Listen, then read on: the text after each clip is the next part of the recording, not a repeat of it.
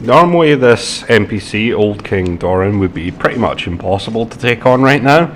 If I hit him with my halberd, it would do something like 2 or 3 damage, and he has a massive health pool.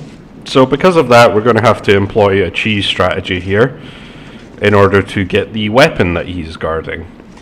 So he is incredibly slow, and he does like to get stuck behind various obstacles for some reason. But what I'm trying to do here is I'm trying to lead him back to this room that we entered previously. And then what I'm going to do is I'm going to walk up to him so he attacks and then roll behind him and then start pushing him. So I didn't really mention it at the time, but in order to push, you flick the movement stick up and press R1. In this case, without a weapon, it's more like a headbutt, really. You know, in Dark Souls 1, it was a kick. Dark Souls 2, it's a guard break, so it's always something different, usually. But this is a push, and push in Demon Souls can actually be extremely overpowered, because you can stun lock people in if you push in a certain way, sort of like push lock them. But it requires you to kind of time it correctly and then regen stamina as you're doing it, and I'm not too familiar with doing that, but it even works in PvP. What we're interested in right now is bringing him down to a ledge that we passed earlier in the level. This does take a while, so I am going to speed part of this up, because what you'll notice is he keeps trying to go back to his starting position because we've moved him out of the range that he's supposed to leash to. But because of that, he just keeps trying to move back to his starting position, and he doesn't even bother to attack us. So you're going to see me speed up here. I do mess this up a little because I don't correctly get him where I want him to be going a couple times here, so I have to knock him back down. We're trying to get him to a ledge a bit further down in the level. There are numerous places you can do this sort of glitch or cheese strategy. So this isn't the only way to do it, but this is the way that I found easiest. I basically just keep moving him up here, and then there's this ledge that you can knock him off to the right here. Now this is the part where you drop down, and you also can pick up the crossbow here. So I let him go again by accident. But here we go. So if you knock him off here, you can just punch him to get him down there.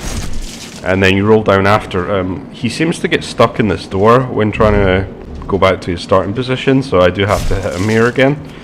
One thing I thought I made a mistake with here is I actually hit him with the halberd before he drops here, which was by accident.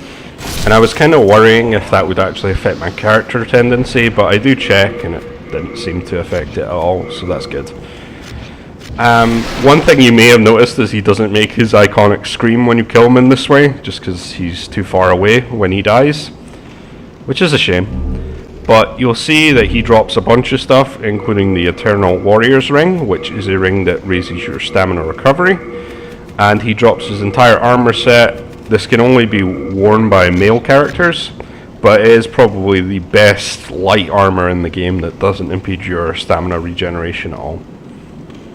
The other thing we're going to do, of course, is after you kill him, you can go and pick up the sword from the sort of mausoleum that he was guarding. You don't have to kill him normally. You only need to deal about a third of his life in order to get the sword normally, and then he'll stand down. But if you want to get his armor set or the ring there, you need to kill him. I don't know if your character tendency will drop if you kill him yourself instead of doing something like I did and pushing him down the ledge, but yeah. So the entire purpose of us doing this is to get the Demonbrand here. We don't exactly have the stats in order to actually use it. We need 2 more decks, otherwise we can two-hand it right now. But you'll notice that it's actually doing a decent amount of damage despite us not having the stats for it. And it is an incredibly powerful weapon, especially if you get it early on like this. It is a large sword, so it has a pretty good moveset in general. It also does split physical and magic damage, which can be useful against enemies that are weak to magic.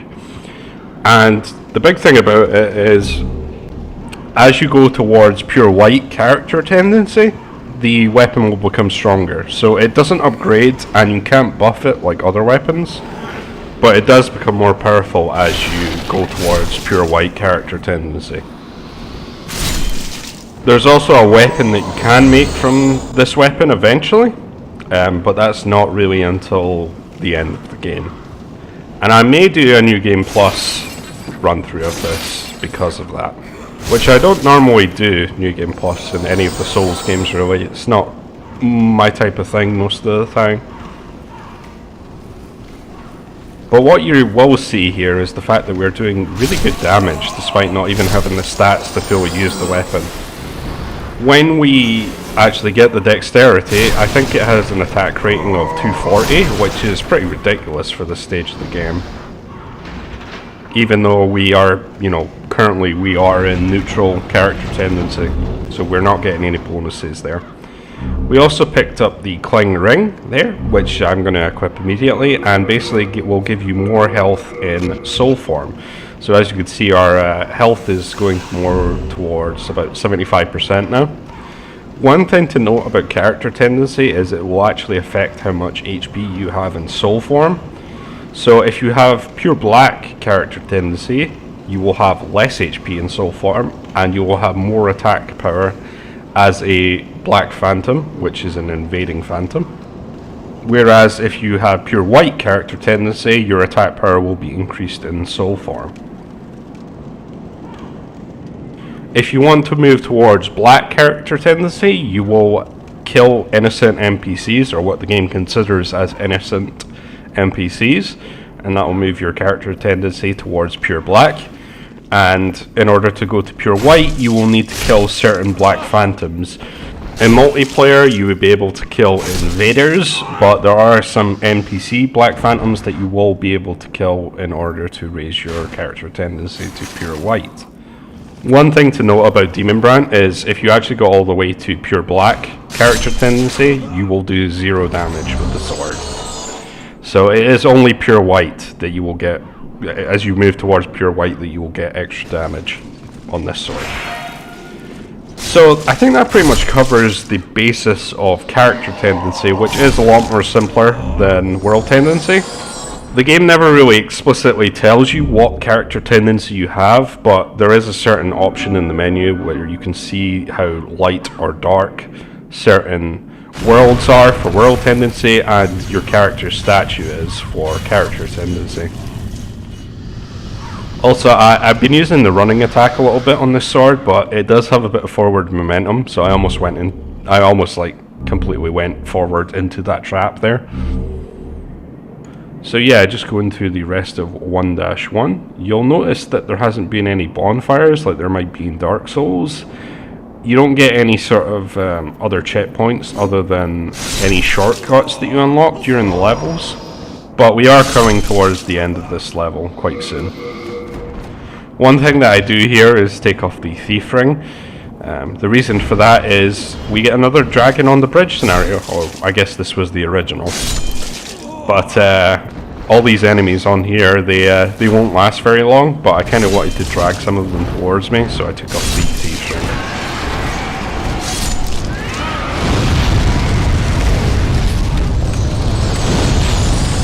What I'm going to do while I'm waiting for the dragon to do his thing over there, because he does make a few passes and breathes on the bridge, is come all the way over here in order to pick up one of the item drops. There are quite a few items you can get here, but I'm only going to bother taking this first one. The other ones are dangerous because the dragon will probably come back by the time that you get them.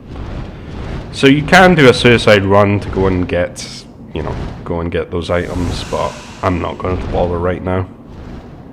You'll notice I got a large amount of souls from killing Old King Doran. I mean, I didn't kill him, but he died in my world, let's say.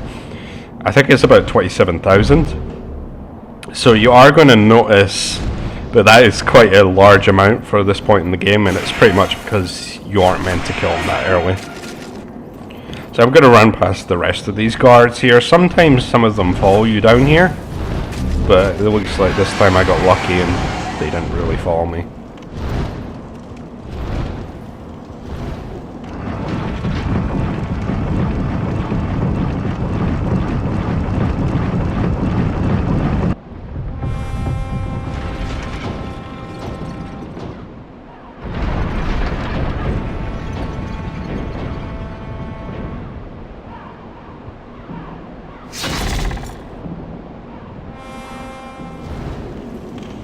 That little intro cutscene there is telling us that the boss is now available for us to fight.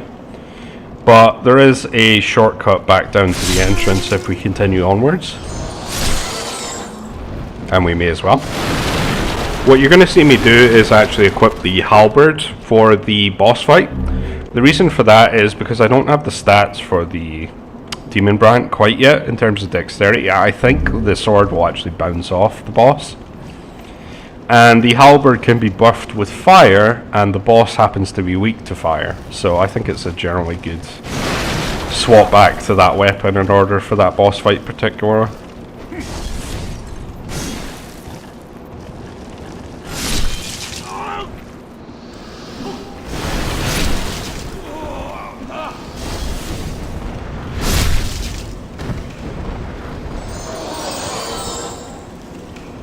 Down here we're going to see the first enemy that gives us a hint to what the boss is going to be, as I get hit by them, of course.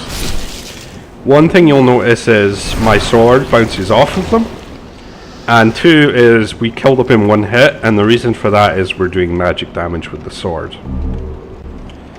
So those things are called hoplites. They can drop upgrade materials. I don't think I get any on this occasion, but they can drop like shards of sharpstone and hardstone, I believe. And we're kind of going to go into all the various upgrade materials eventually. So this is the last door that we get to open here, and then we can take on the boss. So I'm just going to swap to the halberd, and I'm actually going to use the fire bombs that I picked up as well. Fire bombs in this game aren't very useful, but since this boss is weak to fire, we may as well use them here.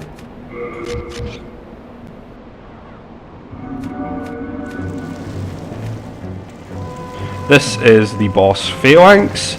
He is kind of annoying for a first boss, I found, just because there's so many mob enemies that can hit you. So you'll see that fire bombs are actually really effective here, but they are respawning hoplites everywhere.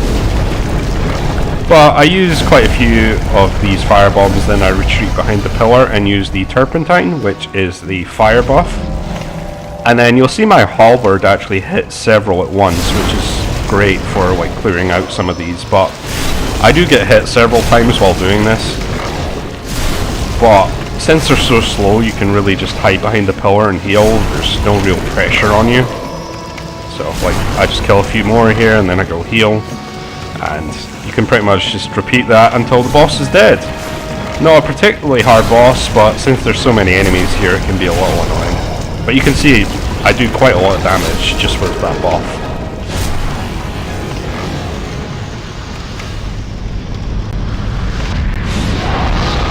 And that's it. You can see the hoplites here did drop some upgrade materials.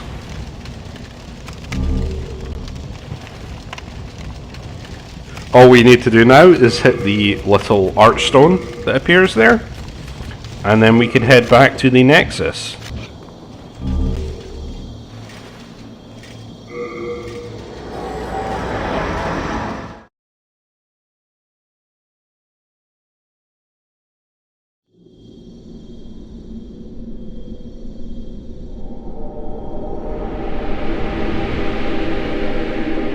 Welcome back.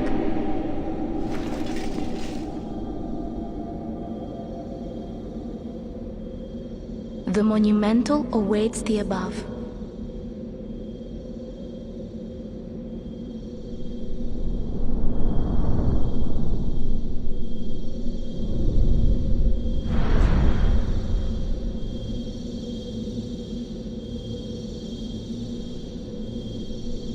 The Monumental will explain the Nexus to thee.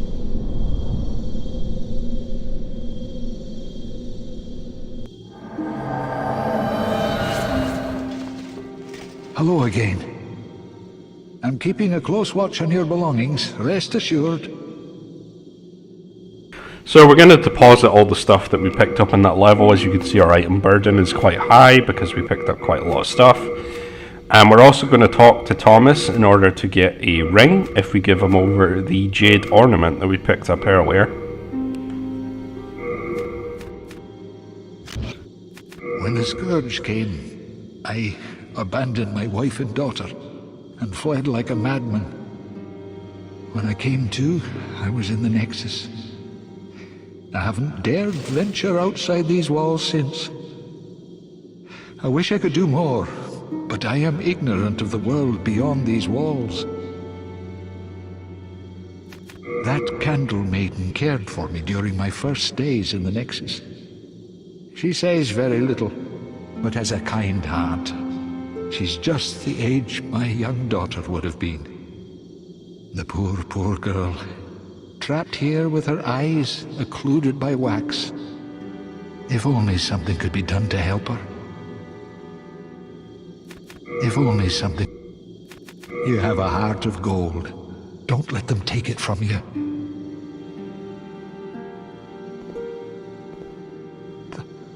That hairpin, that belongs to my daughter. Then she didn't make it after all. My dearest little baby. May she rest in peace. May I ask you a favor? Would you mind giving up that hairpin? I'd like to have it in memory of my daughter. You're a saint. Thank you. Thank you so much. Oh, I mustn't forget. It's not much, but please accept this as thanks. I'm a bit ashamed to say, but I found it one day, discarded on the main road. But it seems to possess a strange power. Anyway, I feel that you should have it. It will be happier in your hands. That ring is quite useful because it will increase your item burden by quite a lot. So if you ever get over encumbered, you can basically put that ring on and then cart the stuff back to the Nexus. And now we're going up to talk to the Monumental, who will give us a bit more backstory and another cutscene. We'll pick up some items around the Nexus, and then that will pretty much be it for this episode.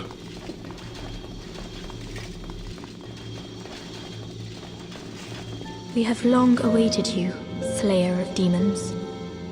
I am one of the Monumentals. We preserve the fabric of reality. There is something thou needest to know. Once, we too, the scourge of demons faced. In the distant past, under a benevolent rule, the world was united owing to the soul arts. Until a lust for power caused the awakening of the Old One. Across the land seeped a colourless, deep fog, and the world faced extinction at the hands of the demons. Thanks be, we were able to lull the Old One back to his slumber, yet only after the loss of innumerable souls, and half the world lost, erased by the fog. In order to mend the fabric of what land still remained, we entrusted 6 elders with 6 precious archstones. 1 to the king of a small yet diligent land. 1 to the king of the burrowers underground. 1 to the wise queen of the great ivory tower. 1 to the chieftain of lost and ill-fortuned souls. 1 to the shaman of the tempest-worshipping shadowmen. And the last to the great giants of the northern lands. The archstones were placed at nodes across the earth. We contained the Old One inside this Nexus and banned the soul arts. Finally, we became Monumentals, half-living sentinels of the fabric of reality. Alas, the other Monumentals have perished, and only I remain.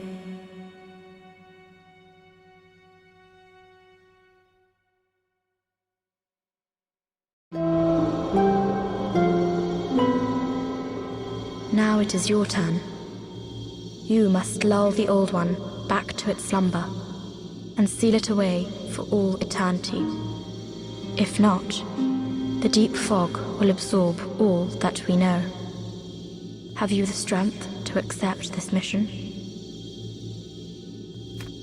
Yes, we are fortunate indeed to have you. Now, go forth and destroy every last demon. The Old One, without demons to feed its souls, will a new servant seek and lure you to its bosom. One very important item that we're going to get while we're here is if you go down towards this platform here, you can pick up a Stone of Ephemeral Eyes. This is the first one that we came across. Those are the items that will return you to body form, and they are quite rare actually, so make sure that you pick them up when you can.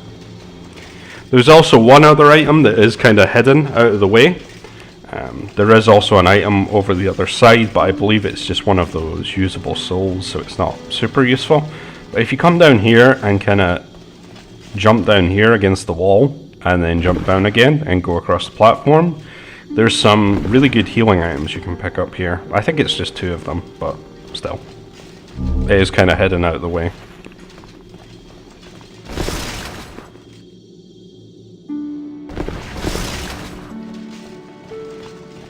Brave soul, who fears not death, prithee, lull the Old One back to its ancient slumber.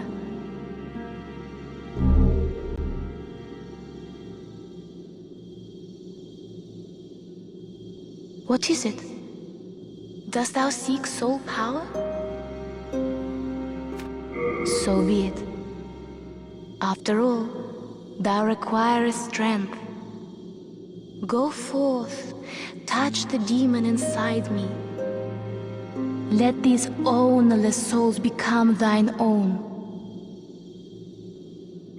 Here we can see the way to level up is through the Maiden in Black.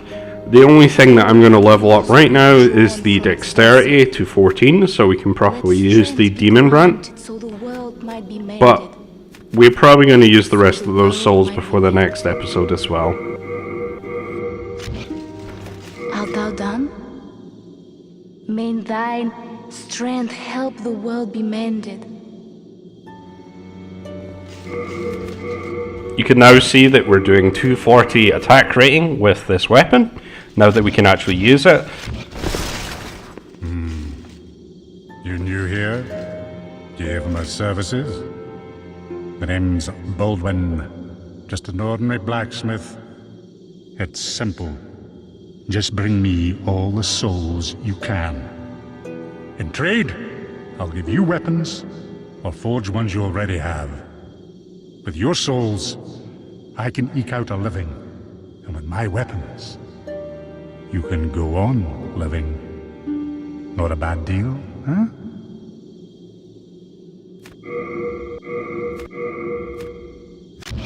You come back alive. I need your business. And that's going to be it for this episode, so I'll see you guys next time.